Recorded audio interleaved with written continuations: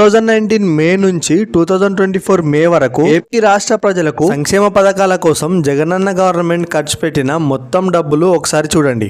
అమ్మఒడి పథకం కింద 26,000 కోట్లు, ఫీ రియంబర్స్మెంట్ స్కీమ్ కింద 12,609 కోట్లు, రైతు భరోసా స్కీమ్ కి దాదాపు 34,375 కోట్లు ఖర్చు పెట్టింది. పెన్షన్ కానుక స్కీమ్ కింద 90,600 కోట్లు, వైఎస్ఆర్ చేయుత అనే స్కీమ్ కింద అబోవ్ 45 ఇయర్స్ లేడీస్ కి దాదాపు 19,380 కోట్లు ఖర్చు పెట్టారు. మొత్తం ఈ స్కీమ్లకు అన్నిటికీ కలిపి 2,55,000 కోట్ల డబ్బులు ఖర్చు పెట్టారు. ఈ డబ్బుల ద్వారా 6.5 కోట్ల మంది జనాలు బెనిఫిట్స్ పొందారు. వీళ్ళందరూ వైసీపీ వైపు ఉండి ఓట్లేస్తారని చెప్పేసి జగన్ గారు ఎక్స్పెక్ట్ చేశారు. కానీ ఆ ఎక్స్పెక్టేషన్స్ మొత్తం తారుమారయ్యాయి. ప్రజలకు సంక్షేమ పథకాలు కావాలి, డెవలప్మెంట్ కావాలి, కానీ జగనన్న మాత్రం సంక్షేమ పథకాలు ఇచ్చాడు. అప్పులు చేస్తూ ఇచ్చే సంక్షేమ పథకాలు ప్రజలెవరూ యాక్సెప్ట్ చేయరు. ఇప్పుడు ఏపీలో జరిగింది